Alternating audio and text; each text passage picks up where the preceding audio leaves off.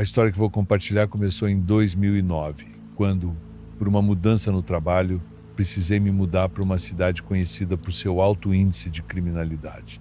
Tive que deixar minha família, minha esposa e minha filha em minha cidade natal, Parari, enquanto tentava a sorte, com a esperança de que, quando tudo estivesse bem, eles pudessem me acompanhar e vivermos juntos lá. A partir das 8 da noite, as ruas da nova cidade começavam a ficar vazias e os comércios rapidamente fechavam. Apenas uma ou outra loja permanecia aberta.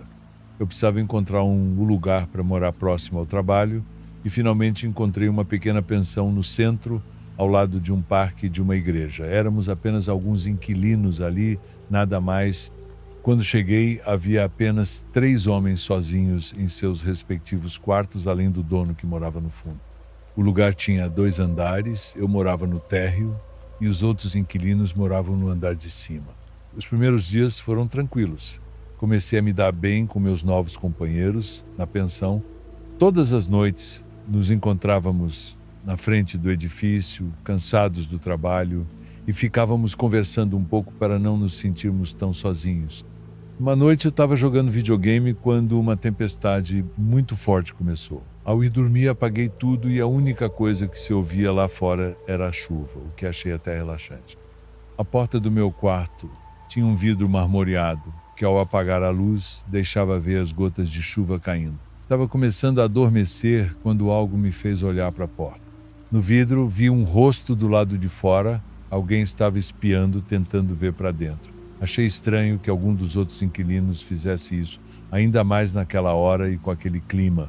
Então percebi que a única coisa que vi foi a cabeça, como se não houvesse nada mais. Rezei um Pai Nosso e dormi. Nos dias seguintes, tudo parecia voltar ao normal, até que uma noite, enquanto tentava dormir, senti uma mão fria agarrar meu tornozelo com força. Despertei assustado, olhei ao redor e me levantei para ver o que havia me feito imaginar que era uma mão. Mas percebi que não era imaginação. No escuro do meu quarto, vi uma senhora de roupa cinza, cabelo branco, com um xale também cinza sobre os ombros. Não consegui ver seu rosto, mas tudo nela me fazia pensar que era uma idosa. Pulei da cama, procurando o interruptor para acender a luz, mas assim que fiz isso, não havia nada. Tudo parecia ter sido um pesadelo. Naquela noite, dormi com a luz acesa, rezei por um longo tempo e joguei água benta no quarto.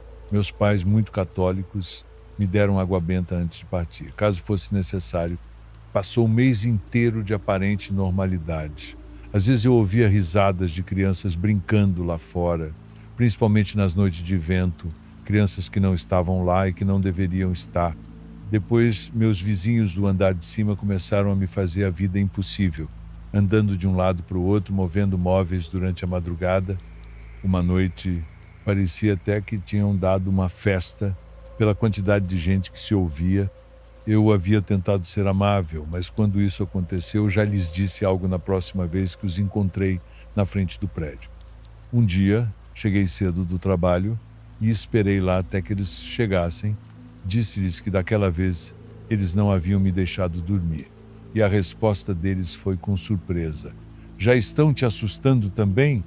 Não entendi o que eles queriam dizer e pedi que explicassem. Eles, que já tinham tempo alugando o lugar, sabiam que os que chegavam ao quarto onde eu morava não ficavam por muito tempo. Alguns ouviam batidas na porta, viam sombras, e os que tinham mais azar começavam a enfrentar problemas na vida. Eles me contavam tudo isso com detalhes, mas sempre tiveram a sorte de morar no andar de cima. No dia seguinte falei com o dono. Ele me pediu para não dar atenção, dizendo que eram apenas histórias. Ele já havia ouvido falar disso há muito tempo, mas pessoalmente nunca tinha visto nada. Mesmo assim, me ofereceu a chance de mudar para um quarto no andar de cima. Passei dias em calma, o que me fez pensar que talvez tudo fosse parte da minha imaginação. Chegou 2010 e finalmente pude trazer minha família. Claro, não iria permitir que elas vivessem naquele lugar onde tive momentos de terror. Procurei um apartamento com mais espaço e lá as recebi. Embora não fosse no centro, fui tão feliz nos meses seguintes que quase esqueci minha experiência. Até que algum tempo depois encontrei Ernesto, um dos inquilinos com quem convivi. Ele me disse que pouco depois que fui embora, encontraram o dono do lugar morto em sua casa em avançado estado de decomposição. Passaram-se dias antes que percebessem que o pobre homem havia falecido. Dizem que ele morreu de infarto, embora isso tenha surpreendido os familiares. O lugar, então, ficou estranhamente tranquilo. Chegaram novas pessoas para morar nos apartamentos de baixo, inclusive no meu antigo quarto, mas ninguém mais reclamou, ninguém mais teve uma experiência paranormal, muito menos uma aparição daquela senhora. Ernesto me perguntou o que eu achava. Será que a senhora que vi que habitava meu quarto teria levado o dono do lugar? Mas eram apenas pensamentos ao vento. Antes de continuar para o próximo relato, comente de qual cidade você está assistindo e eu vou responder a todos que comentarem. Não se esqueça de se inscrever no canal e ativar o sininho de notificação para não perder nenhum vídeo novo. Agora vamos continuar. Boa noite. Vou falar algo muito assustador que aconteceu comigo. Foi há muitos anos em um Burger King, logo após eu terminar o ensino médio. Não tinha conseguido passar imediatamente onde queria, então decidi trabalhar por um ano para economizar o que pudesse. O trabalho era normal até que uma noite estranha aconteceu. Talvez por causa da tempestade que se desencadeou, havia muito poucos clientes naquela noite. Era uma noite tranquila, com apenas uma senhora e sua filha pequena, que brincava sozinha na área de jogos. De repente, a menina começou a chorar. E a mãe, parecendo passar por um momento difícil, não a consolou de imediato. Decidimos não incomodá-la, esperando até que realmente tivéssemos que dizer que estávamos prestes a fechar e que a menina não podia continuar brincando. A menina, cansada, voltava para a mãe, que a mandava de volta para os jogos. A menina voltava a chorar silenciosamente, achando que ninguém percebia. Eu me sentia muito desconfortável e preferia não olhar para lá, tentando me concentrar no trabalho. Foi então que um colega se aproximou. Ele também era novo ali e havia começado a trabalhar quase ao mesmo tempo que eu. Ele me perguntou o que estava acontecendo com aquela mulher louca, apontando para o fundo, nas cadeiras ao lado da área de jogos. Fiquei irritado e o repreendi por se referir assim à pobre senhora. Ele não sabia quais problemas ela poderia estar enfrentando. Mas ele respondeu: não estou falando dela. Você não viu a mulher lá fora? Quando olhei, vi uma senhora espiando pela janela, bem atrás da mulher que chorava. A mulher estava encharcada, usava uma saia longa e roupas velhas. Embora eu não conseguisse distinguir completamente seu rosto devido à distância, parecia que seus olhos estavam apertados e, ouso dizer, como se estivessem costurados com linha. Sua boca se movia como se estivesse dizendo algo, talvez rezando, mas claro, não conseguíamos entender o que ela estava murmurando. Tentamos não fazer nada, parecia uma senhora em situação de rua e não sabíamos se aproximar poderia ser perigoso. Vimos como ela caminhava, como se estivesse procurando algo entre os brinquedos do lado de fora, como se quisesse ter uma melhor perspectiva da menina. Por sorte, a mãe se levantou naquele momento, chamou a filha, colocaram seus casacos e saíram sob a chuva. Entendi que a senhora estava esperando a tempestade passar ou simplesmente tomando coragem para enfrentar o que quer que esperasse lá fora. A verdade é que nem comentamos sobre a estranha mulher que vimos lá fora. Não era a primeira vez que víamos pessoas desequilibradas nas ruas da cidade. Dias depois, em meio a outra tempestade, algo mais aconteceu. Um carro fez um pedido no drive-thru e avançou apenas alguns metros até a janela onde deveria pegar o pedido. E então o carro parou, não avançava. Passaram muitos segundos e o motorista até tocou a buzina, quase dando ré até o microfone onde havia feito o pedido, mas de repente ele avançou até a janela, completamente pálido. Ao pegar seu pedido, o homem disse que não avançava por causa de uma senhora que estava no meio da pista, mas ninguém, absolutamente ninguém, lá dentro viu qualquer coisa. As histórias começaram a surgir. Quase todos os funcionários ao longo dos anos tiveram algum tipo de encontro com aquela mulher que rondava os arredores do lugar em noites de tempestade, quando quase não havia clientes. Por isso, se você quiser sentir algo realmente paranormal, aproxime-se desse lugar em uma noite assim. Talvez os funcionários atuais até possam te contar alguma aparição que até aquele momento não haviam notado. Eu pedi demissão na noite em que ouvi uma risada, como de uma criança, e algo se movendo entre os túneis dos brinquedos, quando não havia ninguém lá. Mas isso, suponho, fica para outro relato. Obrigado pela atenção. Agora continuamos com o próximo relato. Em 1990, quando eu era uma criança de 8 anos, descobri que as histórias de fantasmas que meus primos me contavam poderiam ser mais do que apenas tentativas de me assustar.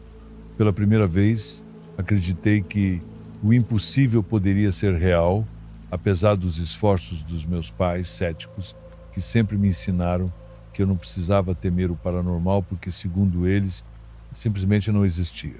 Para minha surpresa, minha experiência não aconteceu na casa dos meus avós, onde diziam que uma bruxa aparecia na janela de um quarto. Não, a minha primeira experiência paranormal aconteceu longe de casa, do outro lado da cidade, com Pedro, meu melhor amigo. Pedro morava com sua mãe, uma mulher muito jovem que parecia mais sua irmã. Lembro-me bem dela. Ela saía da cidade frequentemente a trabalho e, quando isso acontecia, a avó de Pedro ficava responsável por ele. No entanto, naquela noite, além de sua avó, também estava presente sua bisavó, uma senhora de poucas palavras, sempre com uma expressão irritada, mesmo sem me conhecer. Ela era muito idosa, aparentando ter sido velha desde que teve sua única filha, a avó de Pedro. Também era uma das pessoas mais idosas que eu já havia visto. Naquela noite jogamos Atari e colocamos um filme de terror sem que a avó de Pedro percebesse. Quando ela nos pegou assistindo aqueles monstros na tela, nos repreendeu e nos mandou dormir. A avó ficou no quarto principal, da mãe de Pedro, e a bisavó dormiu em uma salinha sem porta, apenas coberta por uma cortina que ficava em frente ao quarto onde eu dormiria com Pedro. A escolha do quarto para a bisavó era prática, já que ficava próximo ao banheiro, e, segundo Pedro, ela costumava se levantar várias vezes durante a noite. A avó nos pediu para deixar a porta do quarto entreaberta, caso ouvíssemos a bisavó precisar de algo. Ela era muito idosa e nos parecia uma preocupação sensata. Fizemos o que nos foi pedido e depois fomos dormir. Como de costume, adormecemos conversando, mas no meio da madrugada algo me acordou. A porta entreaberta do quarto se mexia ligeiramente e, com os olhos semicerrados, ainda fingindo estar dormindo, vi que a bisavó entrou. Mas algo estava errado, ela parecia muito alta. Naquele momento, pensei que talvez ela estivesse fingindo caminhar curvada quando os outros a viam. Notei algo ainda mais perturbador. Ela tinha a boca aberta e seus dentes e o branco dos seus olhos pareciam brilhar no escuro. Ela caminhou lentamente até a cama de Pedro, sentou-se ao lado dele e então olhou diretamente para mim. Fechei os olhos completamente, tomado por um terror indescritível. A bisavó sempre me deu medo, mas naquela hora, naquele quarto escuro, eu pensei que ela tinha enlouquecido completamente. Senti seu olhar penetrante e imaginei, horrorizado, que ela poderia se sentar ao meu lado também. Felizmente, ela não o fez. Ouvi quando ela se levantou, caminhou até a porta e saiu. Minutos depois, ouvi a voz de Pedro, que me perguntou se eu estava com medo. Perguntei a que ele se referia, e ele respondeu, com a voz baixa, perguntando por que eu o havia tocado. Eu disse que não tinha sido eu e começamos a conversar sobre outra coisa, tentando ignorar o desconforto. Um momento depois, antes de voltarmos a dormir, ouvimos a avó de Pedro gritar e acender a luz. Saímos apressados do quarto e corremos para ver o que estava acontecendo. A porta do quarto dela estava aberta e Pedro perguntou se ela estava bem. Ela disse que sim, mas que tinha sentido alguém tocá-la, e quando olhou não havia ninguém. Finalmente tomei coragem e disse: "Foi a senhora, a bisavó." Ela entrou no nosso quarto e também tocou Pedro. A expressão da avó mudou completamente. Ela nos levou de volta ao quarto de Pedro e nos fez fechar a porta. Depois, entrou na salinha onde a bisavó estava. Não lembro como adormeci novamente. Só sei que, um pouco depois, fui acordado pelo meu pai, o que me deixou confuso. Minha mãe estava levando Pedro pela mão para fora enquanto ele ainda estava meio adormecido. Meu pai me pegou no colo e acordamos em casa. Passei a manhã toda sem entender o motivo de terem ido me buscar no meio da madrugada. Foi apenas à tarde que meus pais me contaram que a bisavó de Pedro havia falecido durante a madrugada. E então tudo fez sentido. No começo, quis acreditar que, com suas últimas forças, a senhora se despediu do bisneto e da filha. Mas depois ouvi entre conversas que ela havia morrido poucos minutos depois de ter ido dormir, quando ainda estávamos vendo o filme de terror. Tentei me convencer de que tinha sonhado. Fiz isso por um tempo, mas algo continuava me incomodando. Quem havia tocado Pedro? O que despertou a avó? E mais importante, o que foi aquilo que vi naquela noite? Se você está gostando dos relatos, curta o vídeo e ajude o canal a crescer. Agradeço a todos pelo apoio. Agora vamos continuar.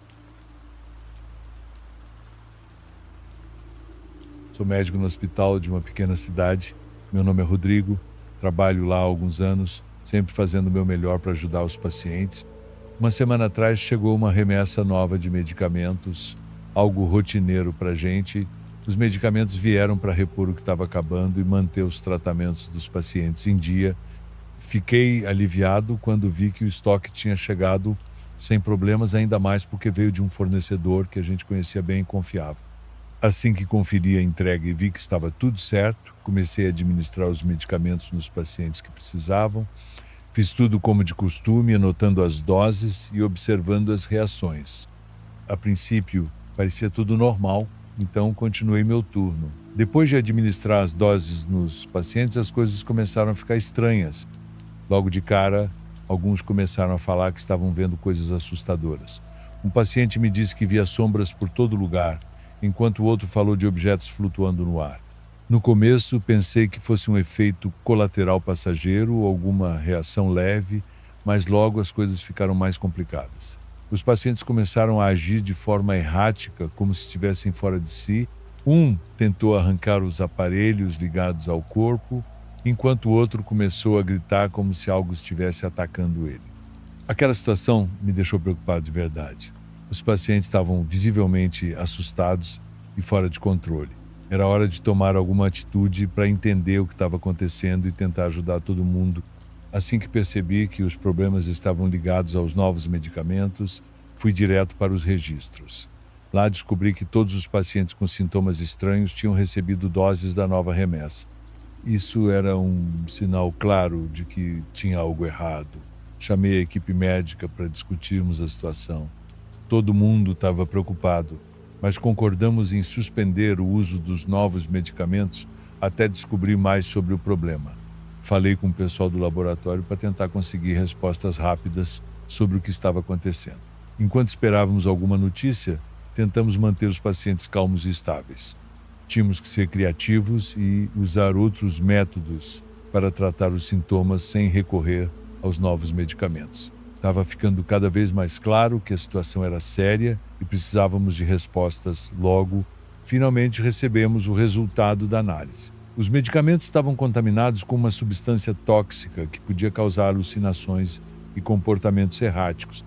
Mas isso não era o mais estranho. O laboratório detectou traços de uma substância muito rara, uma planta exótica que só cresce em lugares isolados e tem propriedades alucinógenas poderosas. Conversei com um especialista em botânica para entender mais sobre essa planta e descobri que ela é considerada sagrada em algumas culturas antigas, associada a rituais de comunicação com o além. Além disso, ela tem uma reputação de ser usada em práticas de magia negra para invocar espíritos. Isso me deixou perplexo. Como essa substância foi parar nos medicamentos, o fornecedor alegou não saber nada sobre a contaminação, mas isso só tornava a situação mais misteriosa. Eu não sabia se acreditar na desculpa dele ou se era algo mais sombrio. A equipe agiu rápido para retirar os medicamentos de circulação e substituir as doses. Informamos as autoridades de saúde e as investigações continuaram, mas a dúvida permaneceu. Quem estava por trás dessa adulteração e com que propósito? Nunca vi nada igual e, para ser honesto, me deixou bastante inquieto. As investigações revelaram que um lote específico de medicamentos havia passado por uma rota de comércio incomum. Isso levantou mais perguntas do que respostas, mas pelo menos conseguimos evitar mais problemas com os pacientes. Ainda me pergunto o que estava por trás de tudo isso e se alguém estava tentando manipular os medicamentos de propósito para causar problemas. Até agora, as investigações não revelaram muito além das rotas comerciais suspeitas, mas aos poucos as evidências começaram a apontar para atividades ilícitas. Apesar de todo o mistério, conseguimos lidar com a situação e proteger os pacientes. Ainda não tenho respostas claras sobre quem ou o que estava por trás dessa adulteração, mas vou continuar atento, e meus colegas também, para prevenir qualquer situação parecida no futuro. Vamos à próxima experiência compartilhada por quem viveu algo fora do comum. Fui acampar sozinha alguns anos atrás, era meu primeiro ano de trabalho após a faculdade, então as coisas estavam apertadas, eu não ganhava muito e meu apartamento era caro. Nem preciso dizer que eu estava estressada na maior parte do tempo, então eu esperava esquecer a maioria dessas coisas no fim de semana. A trilha que escolhi era uma das mais remotas do meu estado. Eu já tinha feito a maioria das trilhas mais fáceis com meus amigos, algumas eram apenas passeios de um dia, mas desta vez eu ia passar 2 noites inteiras. Não era a primeira vez que eu saía sozinha, mas seria a viagem solo mais longa que eu já tinha feito. Eu tinha tudo pronto no meu carro quando fui trabalhar na sexta-feira. O meu plano era sair logo após o trabalho, então quando terminei no escritório, peguei a estrada saindo da cidade. Parei em um fast food no caminho e depois cheguei ao início da trilha quando já estava escurecendo. Não havia nenhum lugar para montar minha barraca para a noite, então, infelizmente, tive que dormir no meu carro. Estiquei-me no banco de trás, mas ainda estava apertado. Tenho 1,85 m, a propósito. Não dormi particularmente bem, mas acordei cedo e então peguei minha comida embalada para o café da manhã por volta das 7h30. Tranquei meu carro e comecei a caminhar pela trilha. Havia cerca de 5 outros carros parados lá, o que era mais ou menos o que eu esperava. Eu não tinha visto outra pessoa, então presumi que todos já estavam na trilha. Por volta da metade do primeiro dia, a trilha descia para um vale isolado. Não tinha visto ninguém por lá até notar 2 homens se aproximando na direção oposta. Nos encontramos em uma parte estreita do caminho, com árvores de ambos os lados.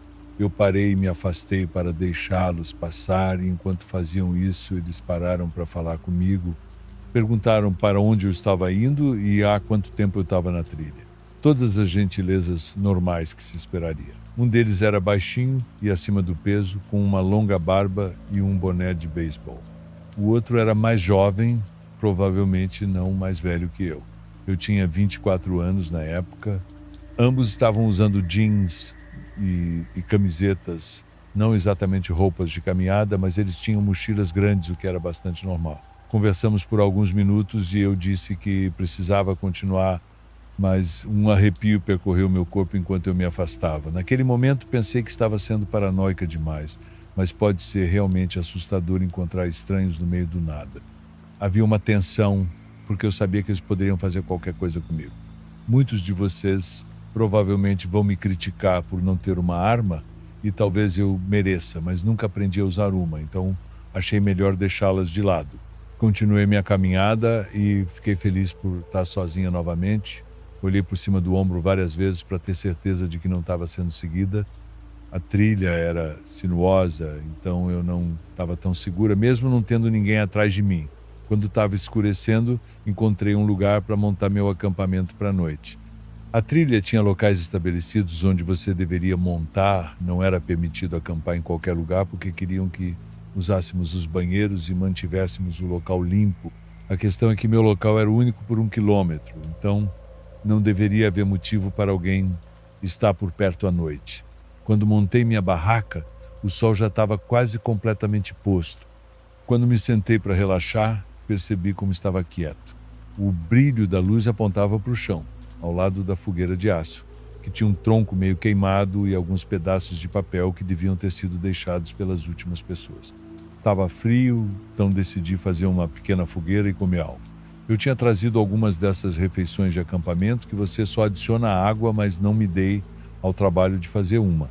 Apenas comi uma barra de cereal e um pouco de chocolate.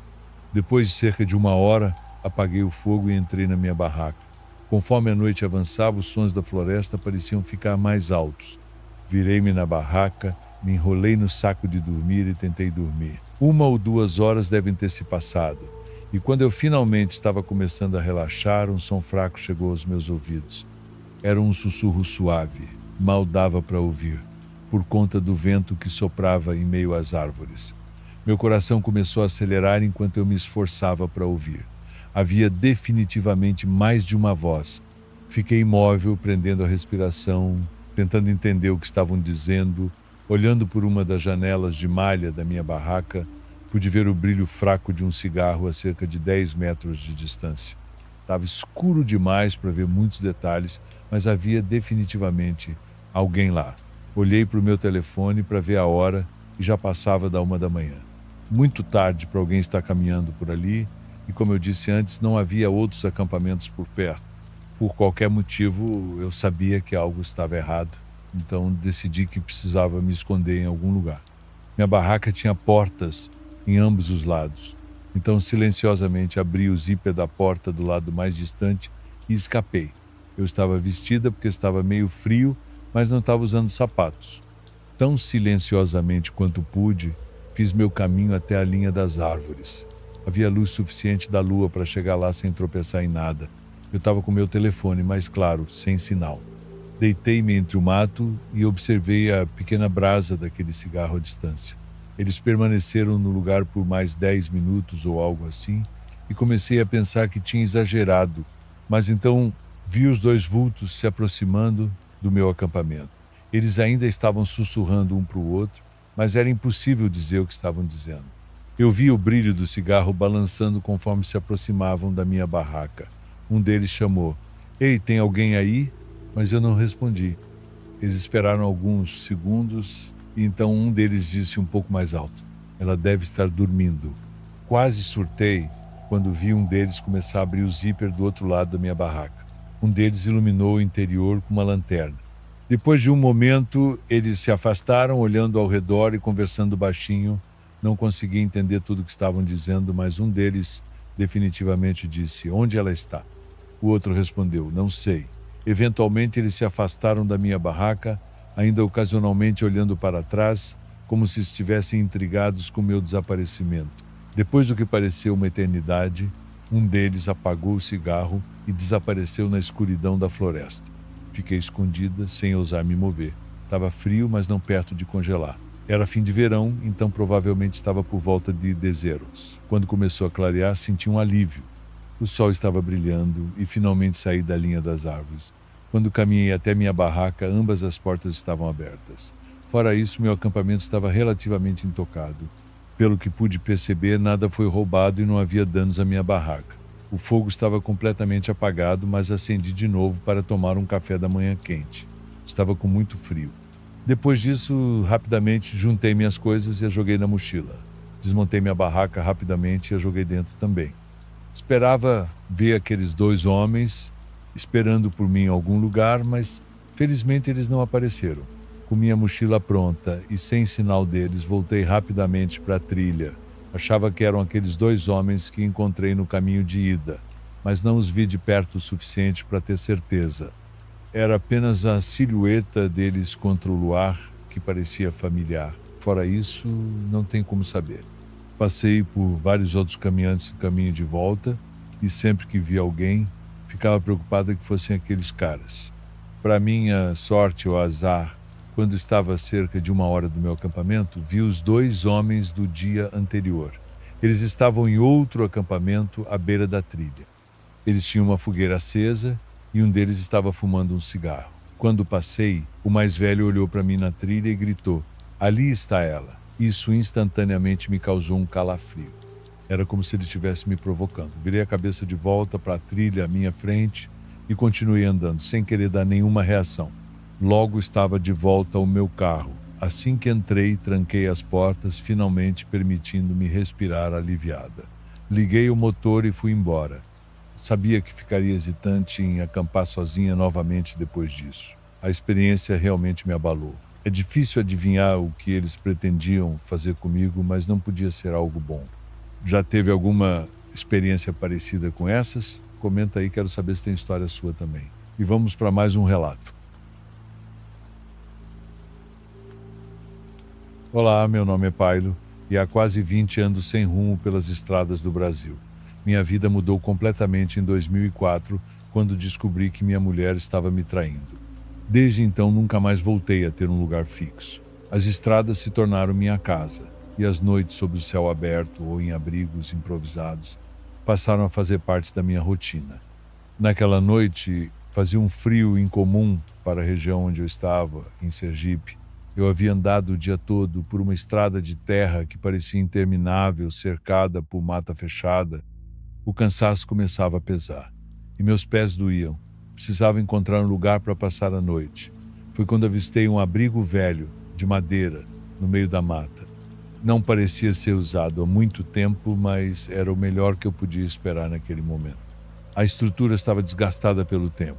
As tábuas rangiam e o telhado tinha buracos que deixavam passar pequenas rajadas de vento. Quando entrei, percebi que o lugar estava coberto de poeira, como se ninguém tivesse estado ali em anos. Não era o mais confortável, mas ao menos me protegia do frio e do sereno. Arrumei um canto no chão e me deitei, usando minha mochila como travesseiro. O silêncio ao redor era quase absoluto, exceto pelo som ocasional de galhos se partindo ao longe, talvez por algum animal. Mas à medida que os minutos passavam, comecei a sentir algo estranho. O ar dentro do abrigo parecia mais pesado, mais frio do que deveria ser. Era como se a temperatura caísse a cada segundo. Tentei ignorar a sensação e fechar os olhos, mas o desconforto aumentava. A cada momento parecia que o ambiente ao meu redor mudava. Algo na escuridão daquele abrigo me deixava inquieto, como se eu estivesse sendo observado por alguém ou algo que não conseguia ver. Mas eu estava sozinho, ou pelo menos era o que pensava. Foi então que ouvi o primeiro som, um leve ranger, quase imperceptível, como se alguém estivesse andando pelo abrigo, movendo-se lentamente. Meu corpo ficou tenso. Permaneci deitado, com os olhos fechados, tentando convencer a mim mesmo de que era apenas o vento ou minha mente pregando peças. Mas o som continuava. Passos leves, espaçados, como se alguém estivesse rondando o lugar. O som das tábuas rangendo parecia cada vez mais próximo. Eu tentava não me mover, fingindo estar dormindo, esperando que fosse só uma sensação passageira. Mas então ouvi outro som, um leve arrastar de algo pelo chão. O Ranger agora estava mais claro, mais definido e vinha diretamente da porta. Não sei por quanto tempo fiquei ali, imóvel, tentando controlar a respiração, mas cada segundo parecia uma eternidade. Finalmente criei coragem. Abri os olhos devagar e olhei para a porta. Ela estava entreaberta.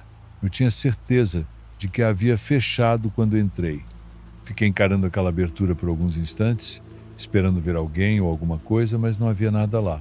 A escuridão do lado de fora era impenetrável e o silêncio voltou a reinar.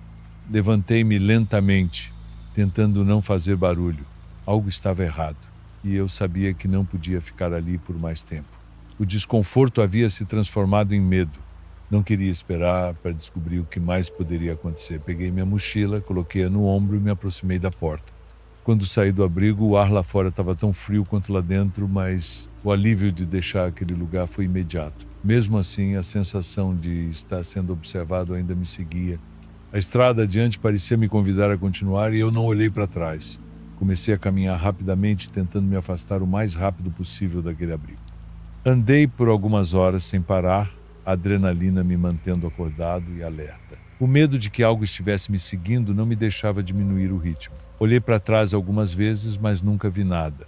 Só sentia aquela presença, algo que eu não podia explicar, como se a escuridão atrás de mim estivesse viva de alguma forma.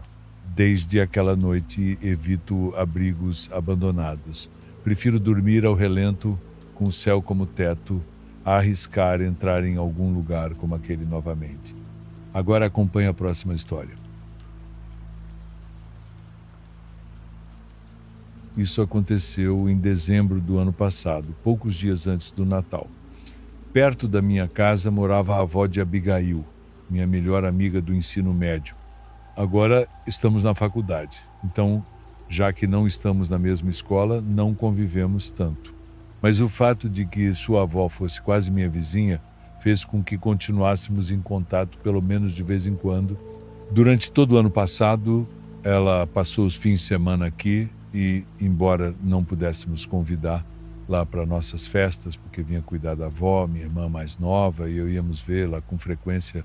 Minha irmã também se aproximou muito dela, se conectaram muito bem, Tinham muitas coisas em comum, mais do que comigo, suponho. Nunca vi sua avó. Ela não saía do quarto porque estava doente. Essa era a razão pela qual Abigail vinha nos fins de semana. Era quando ela cuidava da avó para que não ficasse sozinha. Em dezembro, organizamos uma festinha antes do Natal aqui em casa, porque, na data exata, quase nunca conseguimos estar juntos. Era um domingo e lembro-me muito bem de que, ao chegar, um dos meus primos nos disse que tinha visto nossa amiga Abigail na casa da avó, que estava com outras pessoas na porta. Pensamos que talvez também tivessem uma festa e, se havia mais gente, talvez ela pudesse vir um pouco conosco. Minha mãe estava com muita vontade de vê-la. Decidimos então, minha irmã e eu, ir à casa da avó de Abigail e convidá-la. Mas quando chegamos à casa, tudo estava apagado. Não havia sinais de que houvesse alguém, exceto pelo portão da rua, que estava ligeiramente aberto. Abigail e sua avó sempre o fechavam bem. Talvez estivessem dentro, talvez na parte de trás, pensamos. Então nos demos a liberdade de entrar. Atravessamos aquele pequeno jardim da frente e chegamos até a porta. Não houve resposta. Disse à minha irmã que não havia ninguém. Mas quando estava me virando para sair, ela bateu de novo. E muito forte. O suficiente para que pudessem ouvir até no último canto da casa. Ela sempre foi assim, muito mais impulsiva do que eu. Voltei para esperar na porta com ela e conseguimos ouvir movimentos bem longe, dentro da casa, como se alguém estivesse se aproximando lentamente. Alguém chegou até a porta, mas não abriu. Ouvimos perfeitamente. Perguntamos então por Abigail se ela estava em casa. Ouvimos a respiração com dificuldade de alguém lá dentro. Pode chamá-la. Ela está ou não está? Perguntou minha irmã com essa ousadia que me deixa tão envergonhada. Ouvimos como tiraram o cadeado. Minha irmã colocou a mão na maçaneta para entrar, mas algo me fez detê-la. Disse não com a cabeça.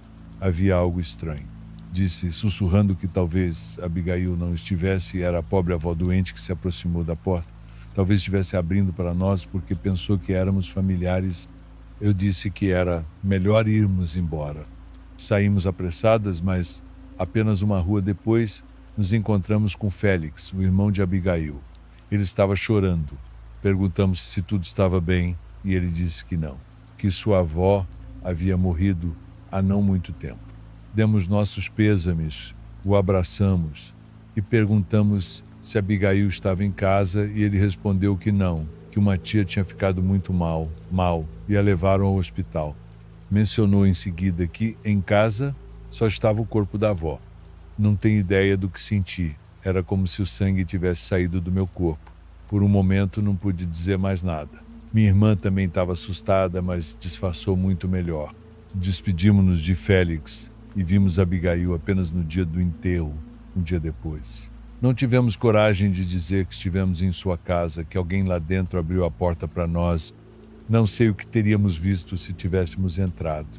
Dando sequência, vamos a mais um relato.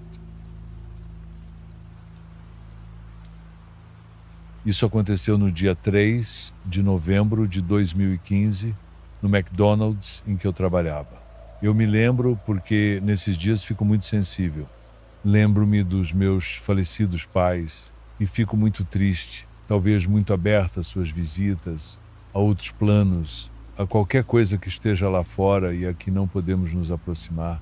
Estávamos prestes a fechar quando alguns clientes deixaram cair toda a comida, ou melhor, eram alguns garotos da minha idade, mais ou menos, que praticamente fizeram uma guerra de comida. Eles deixaram tudo extremamente sujo no canto do restaurante onde estavam e saíram correndo, rindo muito, tirando sarro porque não teriam que limpar. Eu me aproximei para começar a limpar tudo aquilo o mais rápido possível. Lembro-me de me ver no reflexo da janela. Não sei, foi muito estranho o que senti ao me ver assim, adulta, com uniforme. Percebi que aquela era uma versão de mim que meus pais não chegaram a conhecer. Pensei no que eles pensariam, se estariam orgulhosos. Enfim, por um segundo, me perdi no reflexo, parada no meio daquela bagunça. E ao reagir, comecei a limpar.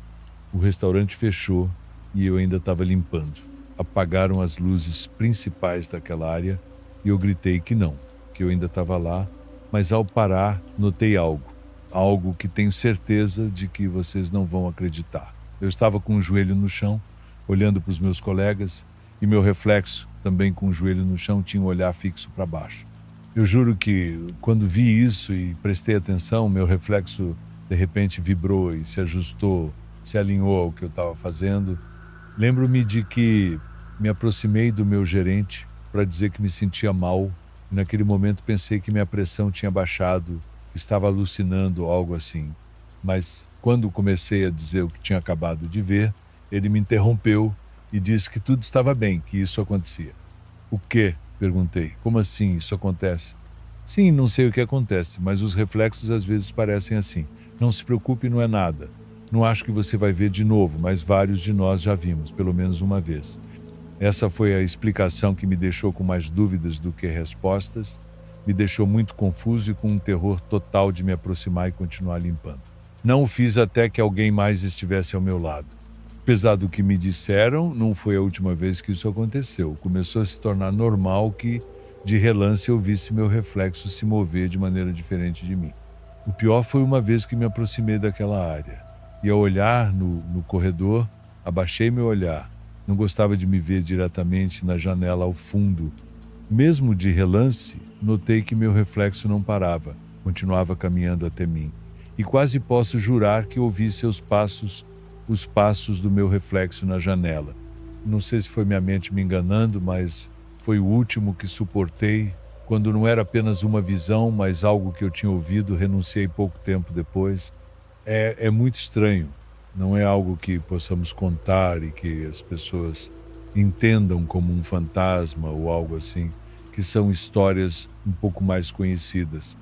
Eu sei que muitos dos funcionários daquela filial renunciaram exatamente pela mesma razão. Uma senhora também me disse que, desde que começou a trabalhar lá, sua vida só andava para trás. Além do que me aconteceu, sinto que devo compartilhar algo que me contaram anos depois em uma festa, onde conheci um cara que tinha trabalhado lá alguns anos antes de mim. Quando o assunto de onde havíamos trabalhado surgiu, de verdade mencionamos ao mesmo tempo os reflexos macabros. Ele me contou que o que aconteceu com ele no final, o que o fez ir embora, foi muito mais forte. Ele já estava até acostumado, mas viu algo mais. Um dia, quando estava fechando no reflexo, ao passar por lá antes de sair, ele viu uma garota vestida como se fosse dos anos 80. Por um momento achou que era ele, como se o refletisse, mas quando ele correu em direção aos seus colegas que já estavam na saída, a garota na janela ficou parada. É algo muito difícil de explicar. Eu sei que muita gente não vai ter medo quando eu contar isso, mas ver de verdade, ver que seu reflexo não é você, é uma das coisas mais horríveis que podem acontecer. Não se esqueça de curtir o vídeo. Agora vamos a mais um relato. Me chamo Patrícia e sou do estado de São Paulo, mas a história aconteceu no distante Canadá. Tive a sorte de poder visitar o país em setembro do ano passado com alguns amigos. No itinerário estava a visita a Montreal e Quebec, mas este último por um dia. O plano era sair de Montreal bem cedo no domingo, em direção a Quebec, e voltar no mesmo dia, porque reservamos todos os dias de hospedagem lá. No total, éramos 6 pessoas e alugamos uma van para tornar a viagem mais agradável e rápida, mas apenas 4 de nós sabiam dirigir. Sugerimos então que quem quisesse dirigir em algum trecho da estrada o fizesse e de alguma forma nos organizamos para isso. Um amigo e uma amiga dirigiram na ida e na volta foram outro amigo e eu. Eu queria dirigir o último trecho da viagem. Então tudo que me restou foi dirigir à noite. A estrada que pegamos na volta tinha apenas 2 pistas. Em algumas seções havia um espaço amplo entre as 2 pistas, coberto de grama, e acho que havia outra estrada no final disso, de modo que era difícil ver os carros indo na outra direção. No máximo, víamos algumas luzes ao longe, e isso era raro. À nossa esquerda havia grama, árvores e ocasionalmente uma luz de carro, e à direita, floresta, algumas saídas para fábricas e outras coisas, mas muito pouca iluminação. É importante destacar as condições da estrada para que se possa entender a situação como eu a vivi. Quando chegou a minha vez de dirigir, paramos em um posto de gasolina para abastecer, e lá troquei de lugar com meu amigo. Continuamos tranquilamente nosso caminho, já que era quase meia-noite, e 4 dos 6 passageiros da van estavam profundamente adormecidos. Somente eu e meu amigo ao lado estávamos acordados. Não sei ao certo quanto tempo eu estava dirigindo, mas de repente, por um breve instante, notei uma mulher caminhando à beira da estrada do lado direito. Ela estava cabisbaixa, vestia um short jeans, tinha cabelos loiros e longos até a cintura e usava uma camiseta de alças, ou estava nua da cintura para cima, não tenho certeza. Suas pernas eram totalmente brancas e ela estava descalça. A questão é que, com o frio que fazia, um frio terrível, era praticamente impossível que ela estivesse caminhando ali de forma normal com aquela roupa. Não soube como reagir, não sabia se era realmente uma mulher, porque não havia edifícios ao redor, não havia luzes, não tínhamos passado por nenhum bairro próximo e não havia passado absolutamente nenhum carro. Não havia nenhuma explicação para uma pessoa estar caminhando ali nessas condições, naquela hora, com aquele clima frio, vestida daquela forma. Notei que naquele momento meu amigo estava abaixado no chão da van. Ele estava muito cansado, então não viu nada do que eu vi. Fiquei muito assustada e meu coração começou a bater muito rápido. A única coisa que consegui dizer ao meu amigo foi: por favor, me diga que você viu aquilo. O que? Ele me perguntou. Acabamos de passar por uma mulher caminhando ao lado da estrada, por favor, diga que você a viu. Sério? Ele disse. Paro para ver se ela precisa de ajuda. Meu amigo não soube o que me responder. Ele perguntou como ela era e descrevi o que acabei de contar. Ele achava que deveríamos parar, pois podia ser uma mulher em uma situação complicada ou que algo havia acontecido. Mas eu disse que parecia relativamente improvável, considerando o local onde estávamos. Também pensei que não podíamos arriscar todos os outros parando assim sem motivo. Embora estivéssemos no Canadá, meu lado brasileiro me dizia que poderia ser uma enrascada. No meio da discussão, os 2 amigos que dirigiram antes de mim acordaram e perguntaram o que estava acontecendo porque estávamos dirigindo tão devagar. Contei a eles. Meu outro amigo disse que não importava o que era, que não deveríamos parar, enquanto meu amigo ao lado dizia que deveríamos ter parado sim. Sei que parece ruim, mas em parte acho que ambos tinham certa razão. Mas quando terminamos a discussão já era tarde demais para parar, então continuei dirigindo. Não consegui ver o rosto daquela mulher, por mais que tentasse. Não havia luzes nem outros carros para iluminar além do nosso. No entanto, essa imagem, a imagem dela caminhando ao lado da estrada, ainda vejo completamente vívida na minha mente. E naquela noite fiquei tremendo por um bom tempo. Não sei porquê, mas fiquei. Acredito, pelo que vi, que aquela mulher não era uma pessoa de carne e osso. Agora, continuamos com outra história, que, assim como as anteriores, impressiona. Sou totalmente cética, mas todos esses temas relacionados ao paranormal me parecem extremamente interessantes. Nos arredores da cidade de Querétaro, no México, há um vilarejo cujo nome vou omitir, e neste lugar está a casa da minha bisavó Conceição, a mãe da minha avó. Esse lugar permanece totalmente desabitado. A casa atualmente pertence a uma das minhas tias-avós. É uma casa antiga e permanece exatamente como minha bisavó deixou antes de morrer, por volta de 2004. Atualmente, com alguns membros da minha família, tias-avós, tios, primos, minha mãe, meus irmãos e minha avó, costumamos ir a essa casa para conviver no vilarejo, pois muitos de nossos familiares ainda vivem por lá.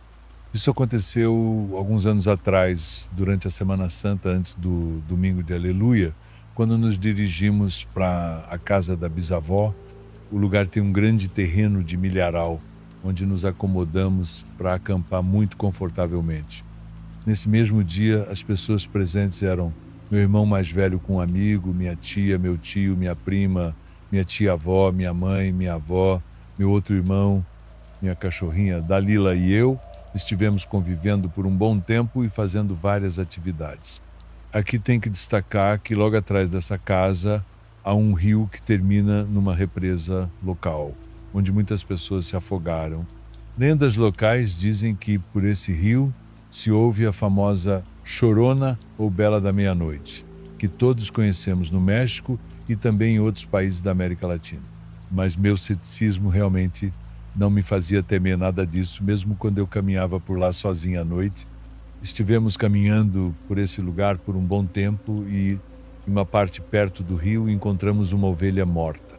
Mas era muito estranho, porque estava como se estivesse mumificada e nenhum animal a havia tocado, nada havia comido. Ao entardecer, meu tio, minha tia-avó e minha avó voltaram para a cidade, deixando o resto de nós para acampar durante todo o fim de semana. À noite, o restante de nós saímos para dar uma volta pelo vilarejo, que é bastante bonito, sempre gostamos muito de visitá-lo e caminhar por suas ruas. Nos divertimos bastante, jantamos e vivemos tudo isso com muita tranquilidade. Então, algo começou a acontecer ao voltarmos para casa, para nosso acampamento. Depois de jantarmos e irmos dormir, eram cerca de 3 da manhã quando acordei. Minha prima havia tirado o cobertor e eu estava com muito frio, praticamente sem nada embaixo, quase no chão. Dalila estava comigo, super dormindo e tranquila. Então eu simplesmente tentei voltar a dormir, mas de repente comecei a ouvir um lamento muito distante. Nunca pensei que ouvir algo assim me daria tanto medo, mas naquele momento meu sangue gelou. Fiquei assustada como não me lembrava de ter estado antes. Tentei pensar que era minha imaginação, mas ouvi novamente. Foi aí que percebi que não era nada imaginário. De repente, todos os cachorros vizinhos começaram a uivar, mas me surpreendeu que Dalila nem sequer se mexeu. Ela continuava dormindo como se estivesse sedada. Fiquei com a pele arrepiada, com medo de sair da barraca. A vibração naquele momento era muito pesada e o frio muito intenso. Então fiquei lá tentando ignorar e voltar a dormir. Logo outros sons começaram a aparecer. Um trem ao longe, o relinchar de um burro, galos cantando, animais de outros ranchos. O ambiente, de alguma forma, voltou a se sentir leve e depois o medo me soltou tanto que simplesmente adormeci. Pela manhã, no café da manhã, surgiu o assunto daquele lamento noturno. Percebi que o amigo do meu irmão mais velho, minha mãe e meu irmãozinho também tinham ouvido algo que naquele momento acreditávamos ser a Chorona. O resto do dia foi, creio eu, normal. Inclusive, nesse mesmo sábado, chegou outro tio meu com sua esposa e minhas 2 primas. Eles ficariam para acampar conosco até o dia seguinte, nosso último dia naquele lugar. Eu, pessoalmente, me considero agnóstica, mas minha família é muito religiosa e naquele momento, como eu era mais jovem, ainda me impunham a religião. Então, ao anoitecer, fomos à missa de ressurreição. Voltamos para casa por volta da 1 da madrugada. Eu estava morta de cansaço e adormeci como uma pedra. No dia seguinte, novamente, estavam todos dizendo que tinham ouvido a Chorona à noite. Eu não ouvi dessa vez e todo o resto da viagem correu tranquilamente e voltamos para a cidade. Ao voltar, chegamos à casa da minha avó e, lembrando que ela, junto com meu tio e minha tia-avó, tinham voltado para a cidade desde sexta-feira, a primeira coisa que contei à minha avó ao vê-la foi que tínhamos ouvido a Chorona e descrevi tudo sobre os cachorros uivando, os galos cantando, o burro, o trem. Foi aí que ela me disse algo. Minha filha, não era a Chorona, era outra coisa. Porque quando o burro relincha é quando as almas estão indo embora, quase ao amanhecer. Fiquei em choque e fui contar para minha mãe. Disse a ela que o que ouvimos não tinha sido a Chorona, mas algum outro espírito. Ela me respondeu o seguinte: não te disse para não te assustar, mas aquele lamento que você ouviu era exatamente igual ao que sua bisavó Conceição fazia quando já se sentia muito mal, quando tinha dores terríveis, pouco antes de morrer. Chegamos ao fim dos relatos de hoje. Meu muito obrigado a todos que assistiram, e em especial aos inscritos do canal. Nos vemos no próximo vídeo. Um grande abraço, amigo Raul.